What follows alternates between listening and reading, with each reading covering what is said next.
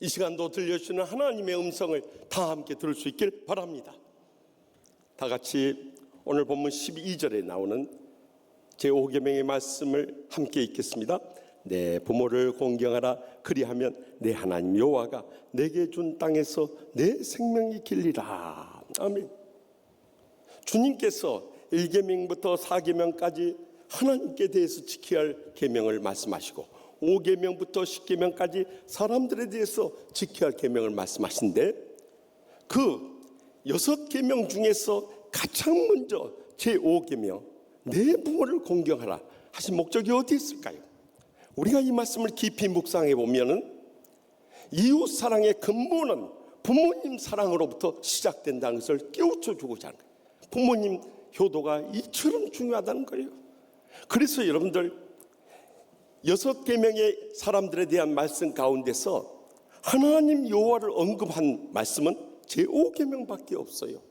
더욱이 이 10계명의 말씀 가운데서 하나님의 축복의 보상을 약속하신 것은 1계명부터 4계명 중에서 2계명 우상의 어떤 형상도 만들지 말며 그것들에게 절하지 말며 그것들을 섬기지 말라는 그 말씀하고 여기 5계명 내 부분을 공경하라는 말씀에 이 축복의 약속으로서 내 하나님 여호와가 내게 준 땅에서 내 생명이 길리라 이렇게 약속하신 거예요.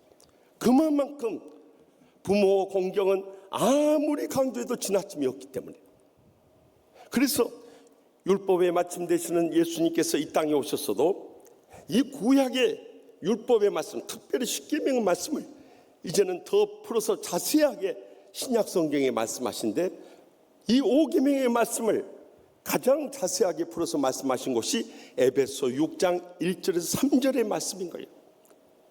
그래서 에베소 5장 6장 1절 말씀 우리 다 함께 읽겠습니다. 자녀들아 주 안에서 너희 부모에게 순종하라. 이것이 옳으니라. 아멘. 여기 순종하는 단어가 헬라어 원어 성경에 보면 히파쿠에테라는 단어를 쓰고 있어요. 부모님의 밑에 선다는 의미예요. 부모님의 밑에 설 때 부모님의 말씀 우리는 진심으로 순종할 수 있기 때문인 거예요. 그런데 우리가 예수고 수고한다고 해서 부모님께 쉽게 순종이 됩니까? 그 비결은 그 이전 장인 에베소 5장 18절에 술 취하지 말라 이는 방탕한 것이니 오직 성령으로 충만함을 받으라 말씀하신 다음에 성령 충만한 자의 세 가지 나타나는 현상을 말씀하세요. 그 19절에 찬양의 기쁨이 넘치라고 20절에 감사의 행복이 넘치라고 21절에 섬김의 복종을 이루게 될 것을 강조하고 있는 거예요. 그래서 이 순종을 성령 충만한 가운데 우리는 자연스럽게 이룰 수 있다는 거예요. 그런데 이 순종을 주 안에서 하라고 명령하고 계세요. 안 믿는 부모님들이 너희들 예수 믿지 말아라, 교회 나가지 말아라, 예배 드리지 말아라 할 때 거기에 순종하며 따라가 버릴 때는 우리의 영혼도 죽어버리고 부모님의 영혼도 다 멸망시키는 거예요. 그래서 성경은 주님 안에서 순종하라고 명령하시고 이것이 옳으니라고 강조하신 거예요. 그런데 우리는 주님 안에서 얼마나 부모님 말씀 잘 듣고 마음 평안하게 잘 모시면서 순종하고 있느냐는 거예요. 이 정신적인 근본 효도부터 놓쳐버릴 때가 얼마나 많이 있냐는 거예요. 계속해서 에베소 6장 2절 말씀 다 함께 읽겠습니다. 내 아버지 어머니를 공경하라. 이것은 약속인 첫 계명이니. 아멘. 이 공경하라는 단어가 헬라 원어 성경에 보면 티마라는 단어를 쓰고 있어요. 가치를 준다는 거예요.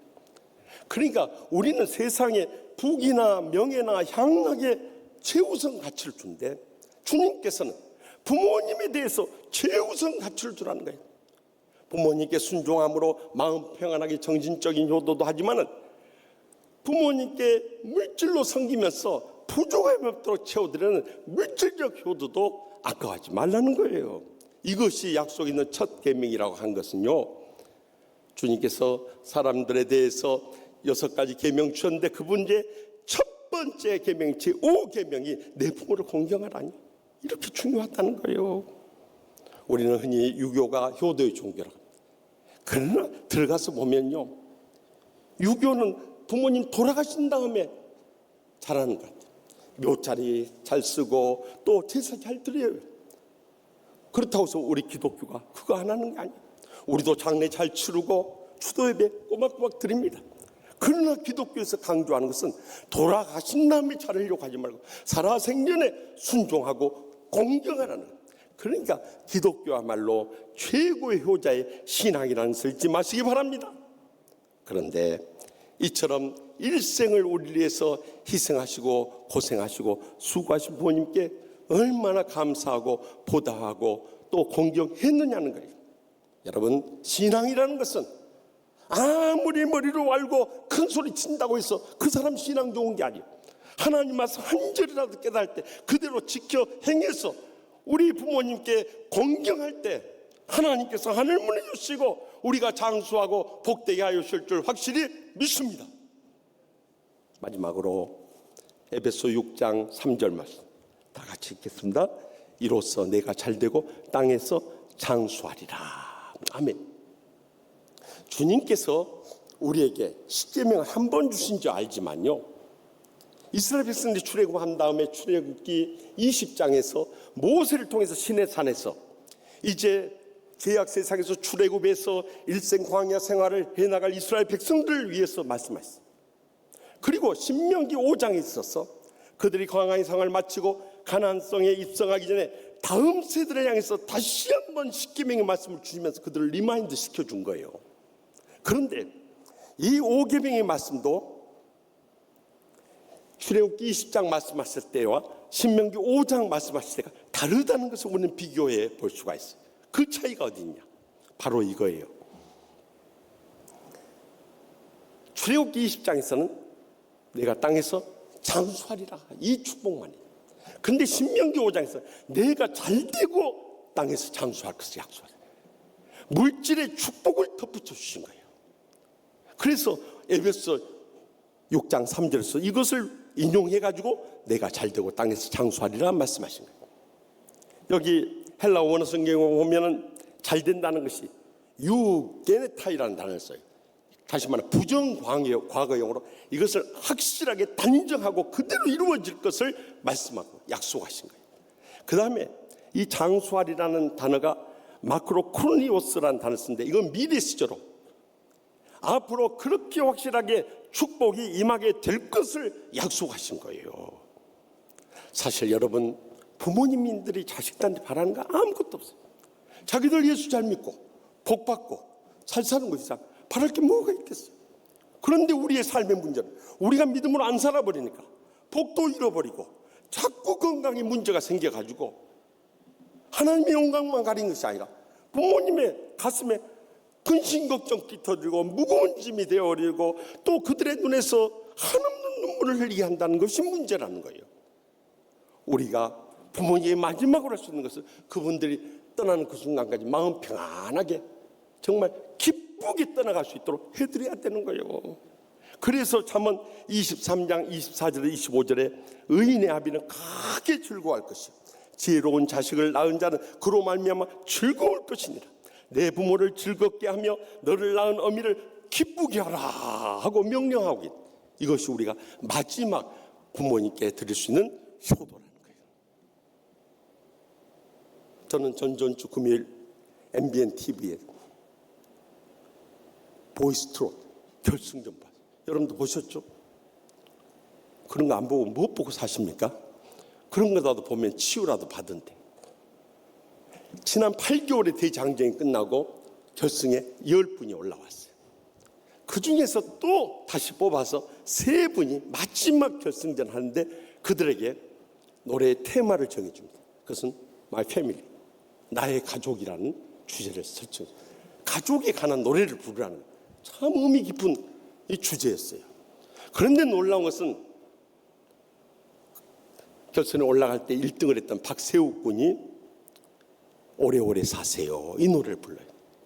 2등을 한 저기 청학골 김봉곤 훈장의 딸 되는 김다연 어린이가 엄마의 노래를 부릅니다. 또 3위를 했던 검은고양이 출신의 조문근 군이 홍씨, 다시 말하면 우리 엄마를 부르는 거예요. 그 세 곡 공통점이 뭡니까? 이야기해 줬는데도 모르겠어요. 어머니가 주제인 거예요. 어머니. 저는 다현 어린이를 응원했습니다만 2등을 하고 1위에 박세욱 성도가 뽑힌 거예요. 그런데 그가 마지막으로 보는 오래오래 사세요, 그 가사가 가슴에 뜨겁게 와닿는 거예요. 세상살이에 고달프고 괴로울 때면 마음은 달려가네 어머니 품속으로. 사랑스러운 눈빛으로 나를 보며 두 손으로 안아주었죠. 세월 따라 변해가는 어머님의 그 모습이 이 자식의 가슴속을 울려줍니다. 어머님, 어머님, 오래오래 살아주세요. 그 흐른 세월 아쉬워하며 나를 사랑하고 키우신 어머님, 이 몸이 잘 되라고 두 손 모아 그 얼마나 빌었습니까? 하늘보다 높고 바다보다 깊은 어머님의 그 은혜를 무엇으로 갚으리까? 어머님, 어머님, 오래 살아주세요. 어머님, 어머님, 오래 살아주세요. 이 노래를 부르고 결국 영예 초대 보이스 트롯의 우승의 이 관과 1억 상금을 받게 된 거예요. 이제 사회를 진행하는 임용만 씨가 우승이 결정된 순간 누가 먼저 떠올랐냐고 묻습니다. 그때 박세욱 형제는 서슴지 않고 부모님이 가장 먼저 떠올랐어요. 부모님이 가장 기뻐하실 거예요. 이 상금 1억 원을 어떻게 쓰겠냐고 물었더니 가장 먼저, 그동안 제가 25년 무명 생활을 하다 보니까 부모님께 용돈 한번 제대로 못 줬어요. 그래서 부모님께 가장 먼저 용돈 드리고 싶어요. 그리고 제가 학자금 융자를 받아서 대학을 졸업했는데 그 학자금 대출 빚을 갚아야죠. 그렇게 말을 해요. 여러분, 자식한테서 용돈 받고 안 받고의 문제가 아니라 지난 25년 동안 그가 초등학교 4학년 때부터 이 극단 생활을 시작한 거예요. 그래가 무명의 뮤지컬 배우로 활동하다가 앞이 보이질 않아요. 그래서 최근에 가수로 정예환을 해가지고 트로트 대회에 나오게 된 거예요. 그러니까 25년 동안 아무런 희망이 안 보여요. 그럼에도 불구하고 그 사랑하는 아들을 위해서 1년, 2년도 아니고 10년, 20년도 아니고 무려 25년의 세월을 눈물로 기도한 그 부모님, 그들에게 얼마나 기쁨이 됐을까 생각이 듭니다. 박세욱 군도 그 이야기 합니다. 자기가 이번 예선을 치르는 과정에서 몸 상태가 너무나도 안 좋고 노래를 부를 수 없는 순간이 있었다. 그런데 딱 무대에 섰는데 아버지, 어머니 거기 나와 계시더라. 그것을 보는 순간 내가 여기서 무너지면 안 된다. 저 부모님들 기대에 어긋나서 안 돼. 저 부모님들 마지막 내가 기쁘시게 해줄 수 있는 기회다. 사력을 다한 거예요. 그리고 결승까지 올라서 결국 보이스 트롯의 영예를 차지한 거예요. 여러분, 우리가 남은 생에 부모님께 해드릴 수 있는 거예요. 뭐라고 생각합니까? 이제는 더 이상 근심 걱정 주쳐드려야 하고 남은 생에 부모님이 기뻐할 수 있는 일들을 찾아서 해나갈 수 있길 바랍니다. 사실 저는 부모님 생신이나 어버이날이나 설날이나 추석을 당하게 되니까요, 제일 슬퍼집니다. 지난 목요일도 일찍 부모님 모신 추모공원 찾아갔어요. 낙고람 앞에 섰는데 기도하고 났더니 눈물이 하염없이 쏟아지는 거예요. 부모님이 없이 내가 어떻게 존재할 수 있었고, 어떻게 지금까지 복을 누릴 수 있었고, 어떻게 주의 일에 이렇게 쓰임받을 수 있었겠는가. 하늘아래서 쳐다보고 계실 부모님의 기대에 어긋나지 않도록 살아야겠다 다짐을 새롭게 할 수 있었어요. 여러분, 우리 가운데는 부모님이 안 계시더라도 이제는 영의 아버지신 하나님 아버지께 우리가 충성을 다하고, 또 교회 안에도 일로하신 목사님, 장로님, 권사님, 집사님들 얼마나 많으세요. 그분들 내 친아버지처럼 큰 형처럼 섬기는 거예요. 또 세상에 가면 버려진 어르신들이 얼마나 많냐 이 말이에요. 그들을 위해서 그리스도의 사랑을 나누고 은혜를 전해줄 수 있을 때 우린 진정으로 하늘에 계신 부모님이 기뻐하시고 우리에게 자손 대대로 잘 되는 이 복을 부어주실 줄 확실히 믿으시기 바랍니다. 저는 지난 추석 연휴 때 이제 추석 맞기 전에 월화수 사흘 휴가를 내가지고 우리 이성희 총회장님 4분 모시고 저기 여수 순천에 갔어요. 우리 최종배 목사님하고 고창주 목사님 시집 보내놓고 어떻게 잘 지내신가 궁금해가지고 갔어요. 가면서 주일 말씀 준비하고 있어. 서재에서 부모 효도에 관한 책을 찾는 가운데 제 눈에 탁 띄는 책이 있어요. 그것은 이미 하늘나라로 떠나신 이민아 목사님이 쓰신 땅끝의 아이들이라는 그 책이었어요. 그리고 그 아버지 이어령 박사님이 쓰신 지성에서 영성으로라는 2권의 책을 붙들었어요. 그리고 내려가서 계속 읽으면서요, 이 목사님의 그 순교적 신앙의 삶이 뜨겁게 제 가슴속에 와닿는 거예요. 이분은 여러분도 잘 아시다시피 우리나라 대표적인 지성인 이어령 초대 문화부 장관과 장인숙 건국대 교수의 사이에서 일녀 이남의 장녀로 태어났어요. 부모님이 우리나라를 대표하는 지성이다 보니까 이 장녀로서 얼마나 스트레스 받는지, 부모님이 이렇게 훌륭하던데 나는 항상 1등을 해야 한다, 이 강박관념이 그 학업에 얼마나 스트레스 줬는지.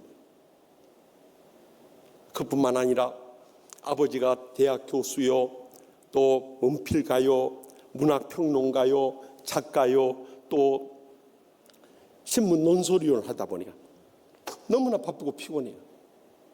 그래서 자기는 마음에 간절한 소원이 아버지의 품에 안겨보고 아버지의 무릎에 앉아보고 아버지 오실 때 아빠 하고 달려가서 그 품에 안기는 것이 소원이었대. 그런데 아버님이 근엄하신 데다가 피곤해 지쳐 돌아오니까 번번이 자기는 거절을 당했대. 그의 마음의 상처로 남아있었어요. 이화여대 영문과를 3년 만에 우등 졸업을 하자마자 1981년 첫사랑의 남자 만나서 미국으로 이민을 떠난 거예요. 자기는 꿈의 나라 미국에 가서 정말 행복하고 축복된 일만 펼쳐질 줄 알았어. 그런데 살다 보니까 성격적인 갈등과 삶의 라이프스타일의 차이로 인해서 온갖 불화를 겪는 거예요. 결국 첫 아들을 낳고 5년 만에 이혼을 하지 않을 수 없어요. 그래서 먹고 살아야 되니까 공부를 시작한 거예요. 그래서 변호사 시험에 합격해가지고 2번째 남자를 만나게 됩니다. 그래서 둘째 아들을 낳았는데 자폐아를 낳게 됩니다. 그리고 셋째 딸을 얻었어요. 그런데 변호사 생활하면서 장애 아들과 3남매를 기르느라고 너무 피곤이 쌓였던지 언제부턴가 갑상선 암이 생기고 또 망막 박리 현상이라는 이 시력을 잃기 시작하더라고요. 그러던 가운데 첫째 아들이 갑자기 혼수 상태에 빠지더니 15일 만에 하늘을 떠나가 버렸습니다. 그것이 너무나 자신의 삶에 충격이 되어버린 거예요. 왜 하나님께서 이 사랑하는 아들을 갑작스럽게 불러가지고 자기는 이해하지 못했어요. 그때 주님 앞에 엎드리기 시작했어요. 그러던 가운데 하나님의 뜻을 깨닫고 내가 아들과 더 많은 시간을 갖지 못하고 사랑을 쏟지 못하고 돌봐주지 못하는 마음에 걸려가지고 LA 그곳에 마약과 술에 찌들린 청소년들 예방과 선도를 위해서 봉사를 시작했어요. 막 만사를 제쳐놓고 이런 봉사활동을 하다 보니까 남편이 그걸 이해할 수 없는 거예요. 거기서 갈등과 불화를 겪다가 결국 2번째 남편까지도 이혼하고 말았어요. 이제는 아들 떠나가고 남편 떠나가고 건강 잃어버리고 세상에 붙잡을 거 없다. 거기서 인생의 마지막 한계를 경험하고 주님 품으로 돌아와서 완전히 자기 일생을 주님과 고통당하는 이웃들을 위해서 주의 종으로 헌신하게 된 거예요. 그래서 신학을 공부하고 목사가 되었어요. 그런데 그의 마음에 탁 걸리는 사람들이 있었어요. 그분은 다름 아니라 고국에 살아계시는 이제 은퇴하시고 남은 여생을 보내고 계시는 부모님이 떠오른 거예요. 그분들은 예수님을 믿지 못하고 있는데 그분들이 돌아가시면 지옥 불못에 떨어질 텐데 이대로 인생을 끝낼 수 없지 않은가. 그래서 한국으로 돌아온 거예요. 아버지에게 복음을 전하기 위해서 몇 년 동안을 간절히 기도하고 또 부모님 찾아뵙자마자 사랑의 정성을 다해 섬기고, 부모님이 이 무신론자로서 대표적인 지성이다 보니까 이화여대 교수를 한 아버지까지도 기독교에 대해서 아주 신랄하게 비판하는 거야. 끝까지 인내하면서 다 들어주고. 그럼 자신의 삶을 통해서 복음을 전하기 시작했어. 자신에게 이제 마지막 떠나갈 날이 가까워졌어. 이암 말기 선고까지 받았어. 어느 날 아버지를 만났어. 그의 심정을 다 쏟아놨다. 아버지, 저 지금까지 아버지 사랑 못 받고 살아왔어. 근데 아버지의 마지막 간절한 소원이 있어. 그것은 아버지가 저와 함께 교회에 나가는 거예요. 단 한 번만이라도 나가준다면 이것이 저의 마지막 소원이고 꿈이에요. 그때 아버지 두 눈에서 눈물이 흘러내리더라. 지금까지 큰 딸한테 해준 거 아무것도 없었는데 이 딸이 아버지가 교회 나가는 거 마지막 소원이란데 내가 그거 못 해주겠냐. 죽어가는 딸을 위해서 그가 따라 나선 거예요. 그리고 복음을 받아들이고 예수님을 영접하고, 그리고 세례 받을 때 성령님이 충만하게 역사한, 자기는 이성적인 존재고 이 지성에 사무쳐서 눈물 한 방울 흘리지 않았던 두 눈에서 성령님의 뜨거운 은혜가 임하고 십자가의 사랑이 그 가슴에 파고든데 한없이 울면서 세례를 받게 됩니다. 그리고 훗날 그는 이렇게 간증합니다. 그날 세례를 받는데 저희 가슴 속에 무언가 뜨거운 것이 임하면서 주체할 수 없는 눈물이 흘렀. 그때 저는 처음으로 주님, 제 손을 잡아주십시오.